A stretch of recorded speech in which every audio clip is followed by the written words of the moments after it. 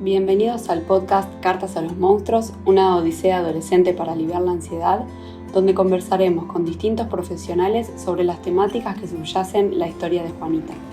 Estamos en el segundo episodio del podcast Cartas a los Monstruos, una odisea adolescente para aliviar la ansiedad, y en este episodio nos encontramos con Cecilia Crespo. Gracias, Romy, por invitarme a participar. Soy editora, me dediqué mucho tiempo a los libros y hace unos años atrás que me dedico a la psicología, soy psicóloga también. Me desarrollo en el área clínica, atendiendo adolescentes y adultos en forma privada. Así que bueno, acá estoy contenta de participar en este espacio. Gracias Ceci. Nosotras nos conocimos por causalidad, como siempre digo, en espacios terapéuticos que compartíamos, más asociados a la integración con nuestro mundo más espiritual, y fuimos conectando desde un montón de lugares con Ceci desde el primer día que nos conocimos, ¿o no? Así es. Y nada, la invitación a este espacio es justamente esto, ¿no? Tu profesión y tu doble abordaje, o sea, desde la primera vez que te conté que iba a escribir un libro, cómo me acompañaste de los inicios en toda la parte de entender la obra literaria, y por otro lado el tema aborda a tu segunda profesión, entonces así ¿cómo no tenerte acá? Así es, así siento que me convoca también, porque desde como obra literaria, digamos, y también por toda la profundidad que tiene para poder desarrollar un montón de temas desde la psicología y desde lo humano en general. Así que si querés empecemos como a meternos un poquito en los temas que están ahí debajo, ¿no? Un poco de lo que veníamos charlando recién, de la crisis de Juanita, de un poco qué le pasa a ella. Sí. Al ir leyéndolo, como hay un montón de temas que se pueden ir sacándole el jugo, y uno que me dejó pensando bastante es cómo el momento de crisis se convierte en una oportunidad para Juana para poder empezar a estar en su proceso, digamos, de sanación, de estar mejor. Y eso es un poco, ¿no?, cómo funciona, más allá de esto que se ejemplifica también, digamos, en el caso de Juana. Un poco está buena la idea esta de plantear la crisis como una oportunidad de cambio, ¿no?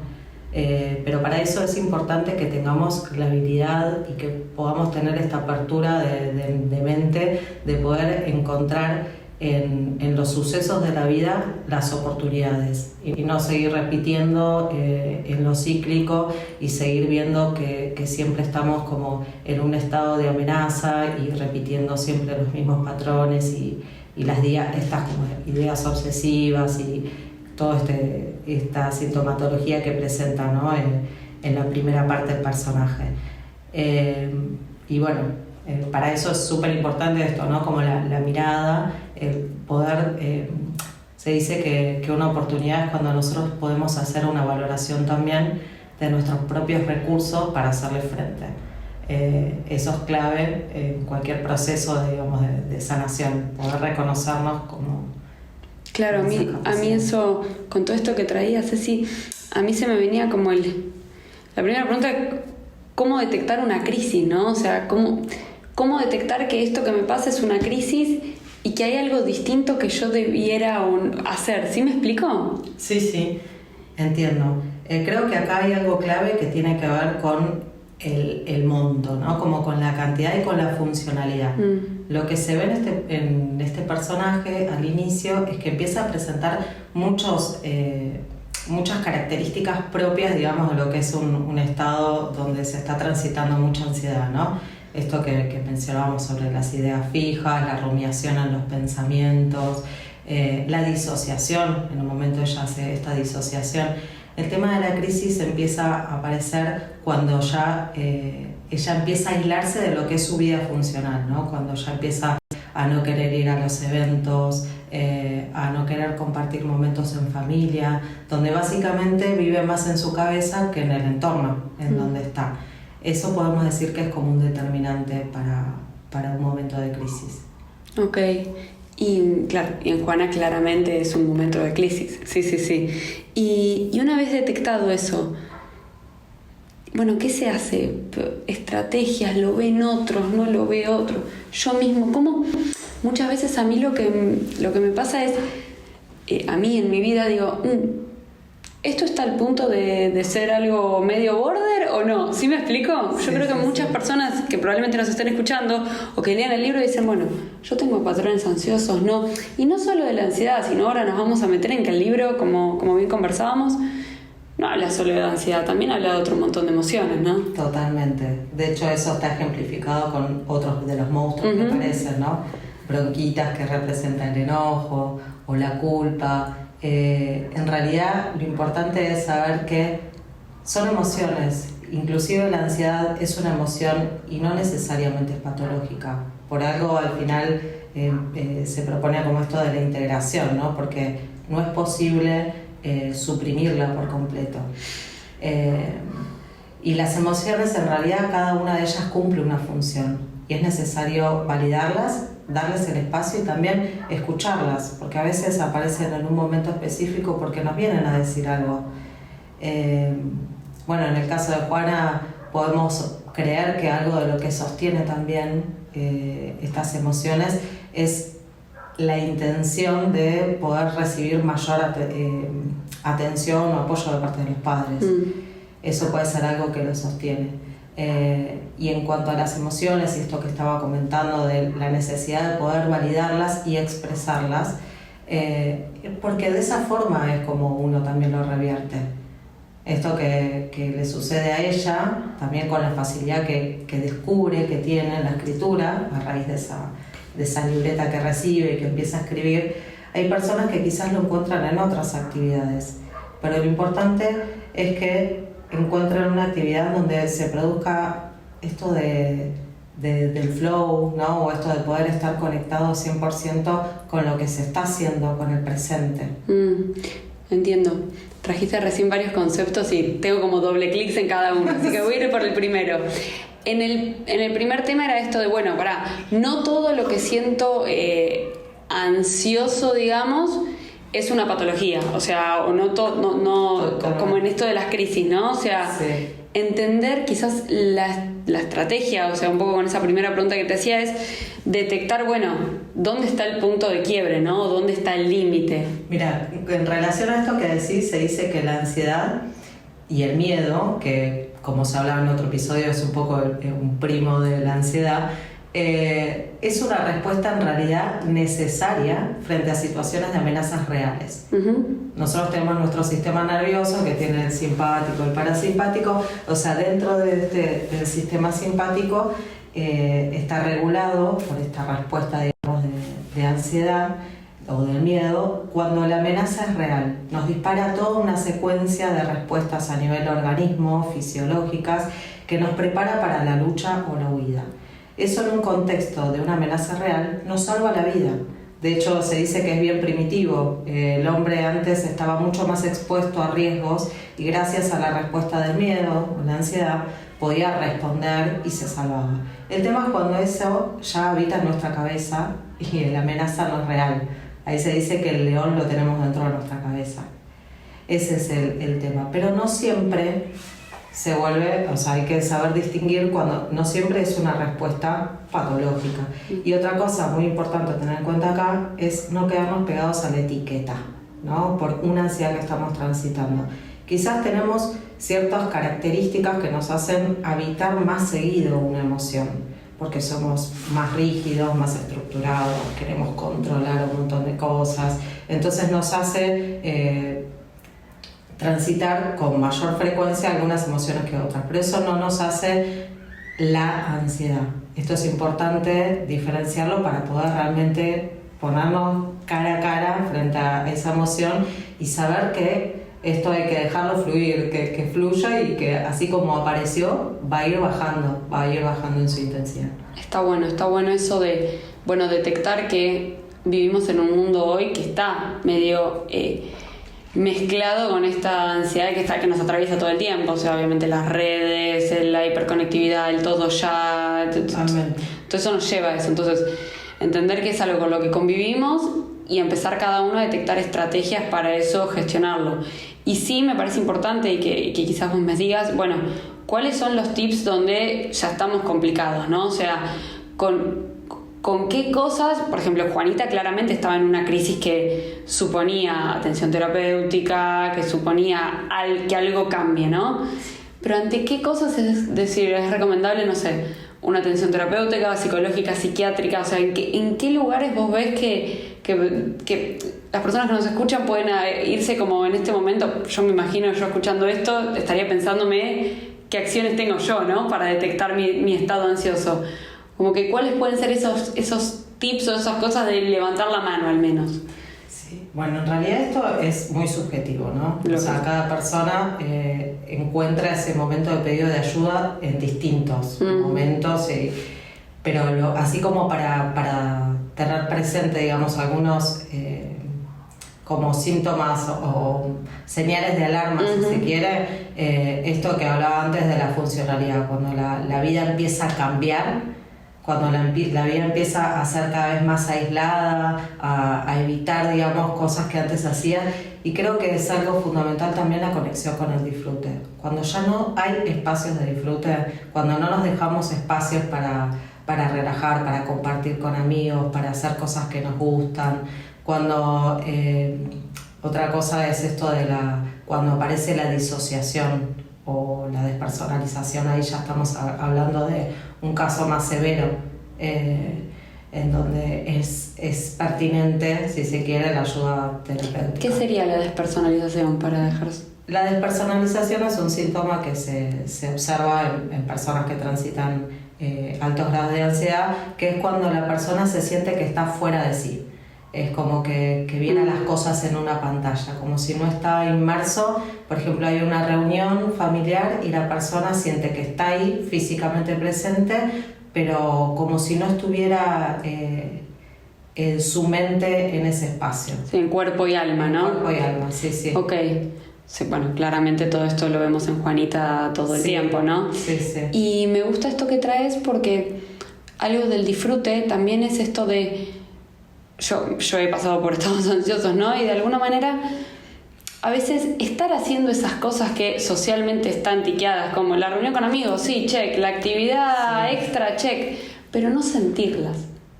Me parece que ahí también hay un punto de análisis de, estoy pero no estoy.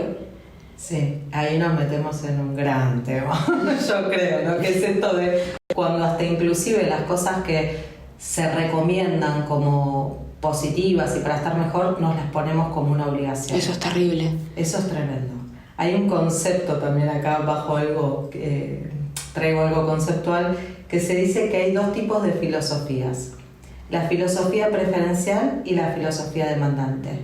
Habitualmente estamos parados más desde la filosofía demandante, que es la que nos hace transitar todas estas cosas que estamos diciendo, ¿no?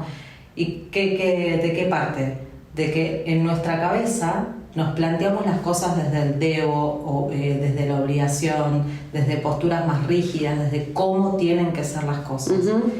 Y frente a una situación que quizás se nos escapa y que no es como estaba planificado, como tenía que ser, o no disfruté lo suficiente como tenía que disfrutar esa situación, aparece el pensamiento completamente catastrófico, terrible, absolutista, ¿no? Como que aparecen esos tipos de pensamientos condenatorios, y por ende la emoción va a ser en consecuencia y mi conducta va a ser cada vez peor, digamos, o me aíslo más y eso. En cambio, si nosotros pudiéramos ser más flexibles, inclusive en estas cosas, más parándonos desde la otra filosofía que digo preferencial, inclusive en estas cosas que nos planteamos para estar mejor, como una reunión social, hacer una actividad física, empezar a alimentarme mejor, no como una obligación, sino como desde un lugar más flexible, desde quiero, prefiero, voy a intentar, no desde un tratar y quedarme en el tratar, pero siendo más amables con nosotros mismos, menos rígidos, menos autoexigentes. Ante una situación que quizás no salió perfecta como quería, van a aparecer otros tipos de pensamientos, más evaluativos, más objetivos, decir, bueno, la próxima a ver qué puedo hacer, quizás no sumarme tantos planes, aunque sean copados, que estén asociados al disfrute, que sean tantos. Tal cual, porque es esta cosa del todo nada, ¿no? Como esta filosofía muy de tengo que hacerlo, el tengo que.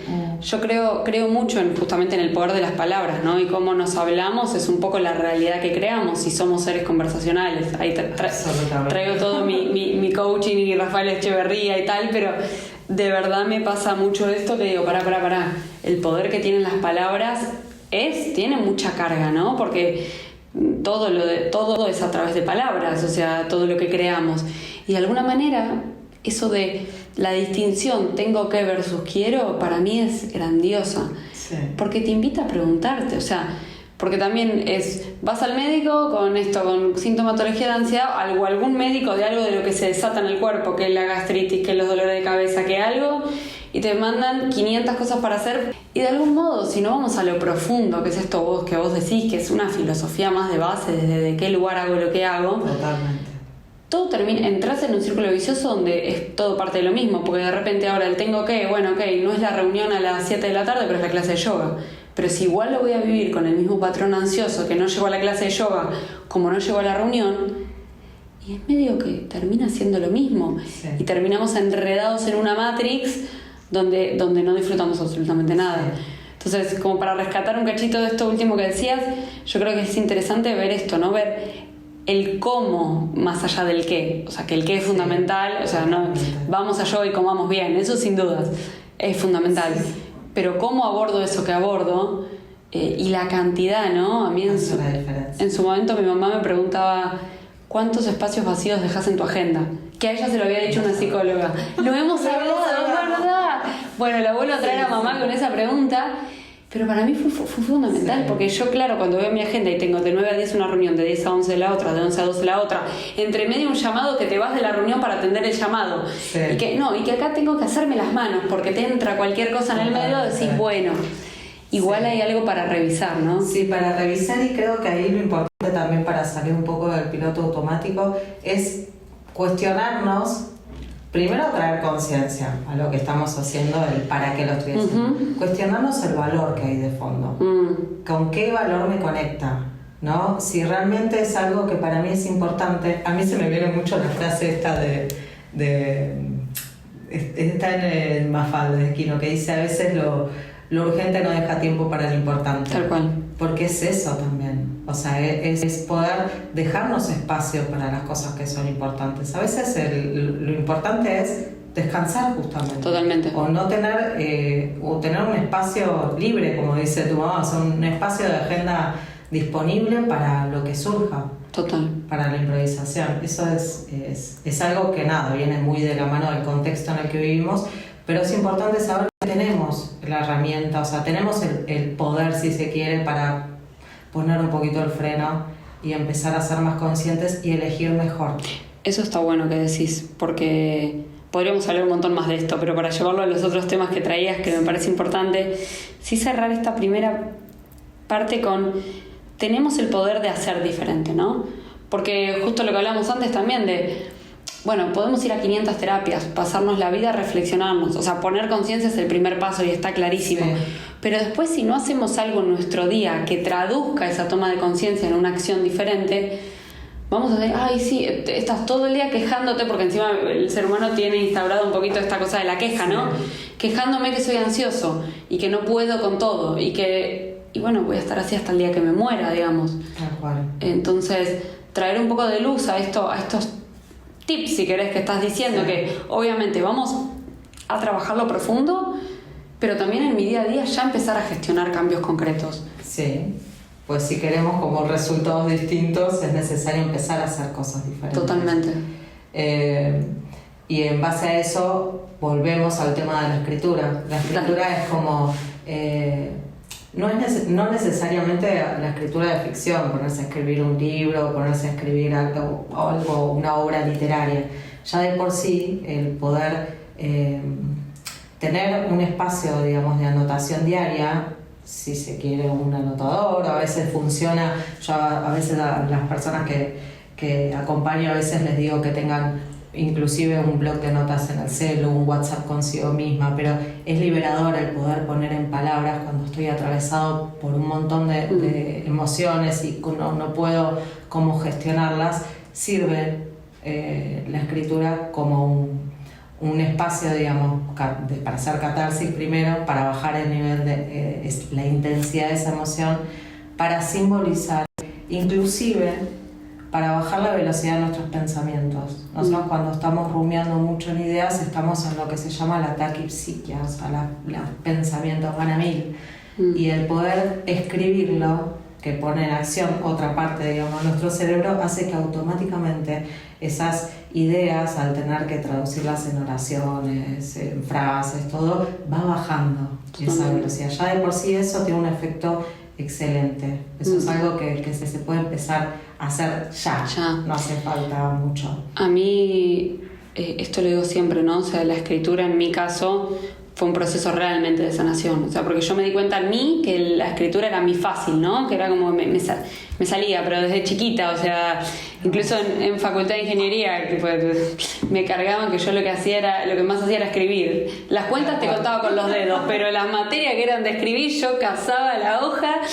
Bueno, y de alguna manera esto de la escritura te lleva a una velocidad diferente. Yo esto lo practico mucho y va para todos, o sea, porque yo lo utilizo en organizaciones, o sea, con mis clientes, con todo, a todos les hago tener su cuadernito de su bitácora, de lo que sea, porque te lo puedes llevar a cualquier enfoque, a tu ámbito persona, a tu ámbito trabajo, a un proyecto. Y ni hablar si lo abrís, ¿no? Si lo abrís al mundo, que esto también un poco lo que hablamos, ¿no? De que quizás lo que uno ve de una forma, otro lo ve de una forma totalmente distinta. Y una puede aportarle al otro.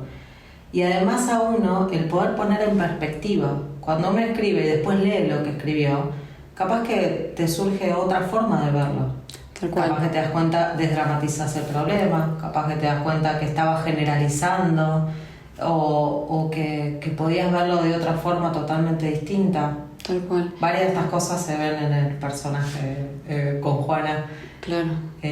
Me parece que desde ese aspecto también es súper relevante el poder hacerlo. Lo que se llama la externalización del problema. El poder ponerlo afuera y enfrente, ¿no? Como decir, bueno, a ver qué diálogo con el problema. Bueno, es un poco también para atarlo con lo que traías antes de todas las otras emociones que trae el libro. Eso es lo que ella hace con los monstruos de alguna manera, ¿no? O sea, de alguna manera a través de verlos y de escribirles cartas, ella sana, por un lado por la parte de justamente de escribir, ¿no? Y de bajar toda esa maraña de pensamientos que tiene 60.000 por segundo. Claro, cuando lo bajas a papel te das cuenta que es menos, ¿no? O sea, acota, el escribir acota. Entonces, por un lado en la escritura y por otro lado en poner de frente a eso que te está molestando, ¿no? En este caso, sus emociones, estos monstruitos que ella ve. Entonces, ahí hay una doble... Sí, y hasta inclusive cómo se van transformando cuando ella los escribe. Es como, creo que ahí simboliza bastante, si se quiere, tomando esto que estamos diciendo, cómo la emoción va mutando cuando uno le da espacio para que fluya. Cuanto más fuerza hacemos, es como querer meter la pelota bajo el agua. Cuanto más fuerza hacemos para no dejarla fluir y hacemos de cuenta que no está, peor es. En cambio, cuando le damos ese espacio, se transforma. Tal cual. Me parece que eso es... Sí, y atando como todo lo que fuimos conversando es la crisis, o sea, sin la crisis no hay oportunidad de cambio nunca, porque algo... Y es que algo tiene que incomodar, ¿no? De alguna manera. Sí. Porque si no, no distinguimos qué cosa hay que cambiar, básicamente. Sí. Y después de eso, y de, bueno, haber visto tips de, bueno, cuándo es crisis, cuándo no, como también ordenarnos un poco, bueno, encontrar cosas que nos hagan sentido, actividades, formas de todo eso, bajarlo a la materia, ¿no? Y que salga de acá, en este patrón ansioso en el que vivimos, que si no estamos todo el tiempo en nuestra mente, de alguna manera, ¿no? Y en eso, bueno, la escritura como gran herramienta de sanación para mí, insisto, y como gran herramienta aplicable a lo que sea. O sea, yo digo que siempre digo que la escritura es a prueba de balas, o sea, la pones, lo puede hacer cualquiera. O sea, y aparte de eso, no necesitas ni tener No, totalmente. Escribir tus pensamientos lo podemos hacer cualquiera y en cualquier momento, porque no necesitas nada más que una hoja y una lapicera. Es como ir a correr. O sea, yo lo mismo digo con las actividades, ¿viste? Físicas. ponete dos zapatillas y andá a caminar si querés, que esa la podemos hacer todos, digamos. Sí, totalmente. Está al alcance. Está al alcance. De alguna manera es algo simple. Y sí, algo que a mí me sirvió y que comparto también es ordenarlo en el día, ¿no? Porque si no, obviamente vivimos a la de que nunca hay tiempo, ¿no? Que ahí nos metemos en otro tema. Ponerle un horario. Antes de ir a dormir. Dejarlo en espacio. Totalmente. A mí me sirve antes de ir a dormir, pero hay gente que, como en el libro El Camino del Artista, que las hojas matutinas, no sé. Sí. Pero darle un espacio rutinario, que además lo puedes hacer no importa dónde estés, ¿no? Sí. Algo que está bueno para hacerlo quizás es un registro al final del día, digamos, cuando ya terminamos, digamos, todas las actividades y estamos preparados para ir al descanso, eso es un buen momento. Y si no, siempre tenemos a mano el celular, que eso también da para un montón, pero digo, lo tenemos siempre a mano. Digo, no es necesario tener el cuaderno que usamos para escribir, o sea, podemos ir anotando cosas que se nos van cruzando en cualquier momento del día, sobre todo cuando nos sentimos muy abrumados, porque ahí es donde funciona así como como un medio, digamos, también para reducir ese monto de esa ansiedad, ¿no? Y esto que vos decías, quizás hasta incluso releerlo después, ¿no? Eso trae algún tipo de... Es fantástico. Sí, yo cuando me releía digo, no puedo creer, cuando te relees después de un montón de tiempo es grandioso. Sí, eso es fantástico. Y te das cuenta esto, ¿no? Como a veces quizás el problema que tenía en ese momento, súper válido por supuesto, pero digo, quizás tenía que ver con que estaba generalizando sobre una situación o estaba haciendo un drama con algo que realmente no era tan trascendente, ¿no? Es como, nada, te habilita, digamos, a tener otras perspectivas. Total. Y una última cosa que me había quedado de lo anterior, como para cerrar también, la idea de no todo es ansiedad, ¿no? ¿Te acordás que habíamos hablado de eso? Como la idea de que conviven otras emociones adentro nuestro y de poder distinguirlas cada una, como qué significa cada cosa de alguna manera, ¿no? Como para no caer en la etiqueta de esto que traías antes. Sí. Y de eso se trata un poco esto de aprender lo que es la gestión emocional, ¿no? De poder identificar y no meter todo en la misma bolsa. Y reconocer que todas las emociones tienen una función y aparecen para algo, ¿no? Están ahí por algo. Como, bueno, en el caso del enojo, que aparece en la historia, que viene como a aprender para poder poner un límite, ¿no? Después podemos hablar en cómo se expresa, que hace la diferencia, ¿no? Cómo podemos comunicarla. Pero sí es interesante poder reconocer, inclusive hay formas específicas de reconocer en el cuerpo cómo se aloja. O sea, somos un todo, ¿no? O sea, podemos traducir hasta en sensaciones físicas a qué emoción, en qué emoción estoy vibrando. Totalmente. O sea, el enojo y cada persona, si se empieza a observar más, que es ese otro gran desafío, puede reconocer dónde se aloja. Si bien hay cosas bastante frecuentes en la mayoría de las personas, digamos, de cómo se siente cada emoción en qué parte del cuerpo, pero después cada uno lo puede vivir de una forma diferente y está bueno empezar a registrarlo y ponerle nombre. Estoy enojada, o sea, es importantísimo, más allá de reconocer cuál es el argumento que hace que esté enojada, es reconocer esa emoción que estoy sintiendo. Ahí ya no queda otra que validarlo. Total. Y bueno, como la escritura ayuda a eso, ¿no? De alguna manera tanto. Digo, a reconocer y a poner en palabras y a dar un espacio de observación, que es eso que no tenemos. Entonces, en el día a día, ¿no? Creo que la mayoría nos cuesta. Entonces, de alguna manera, estoy conectando todos los puntos que conversamos, ¿no? Empezando con esto de, ya empiezo a escribir como excusa me empiezo a observar, empiezo a detectar mis emociones, empiezo a detectar qué me molesta, qué no, y a naturalizar ciertas cosas y dejar de meter todo en una ensalada rusa mezclada dentro de nuestros pensamientos, que lo resumimos todos en estoy ansioso, la vida me tiene ansiosa. Tal cual. ¿No? Exactamente. Me parece que nada, que eso como un poco de cierre de todos los temas que conversamos, que fueron un montón, pero pasamos por todo, por crisis, emociones, cómo trabajar nuestra ansiedad. El poder de la escritura, la palabra sí. Como la palabra revela, ¿no? Y Y la toma de conciencia. De todo me parece fundamental eso, la observación de lo que sea y de cada uno ir tomando lo que te va sirviendo, ¿no? Exacto. El exceso de información que tenemos hoy por hoy en la vida. Bueno, ¿cómo le llamaste? Eso me lo llevo, de las dos formas de...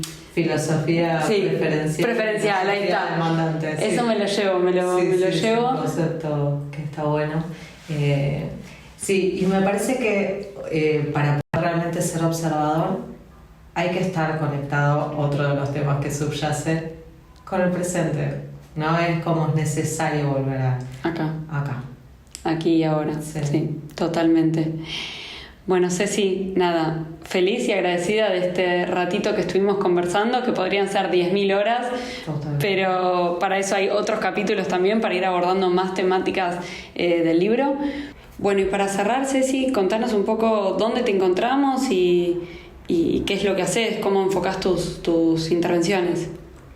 Bueno, Romy, yo trabajo en la clínica atendiendo consultantes de distintos lugares a través por formaciones cognitivo-sistémicas e incluyo además otras herramientas de otras escuelas de tercera ola, y pueden encontrarme a través de Instagram. La cuenta es m-cecilia-crespo.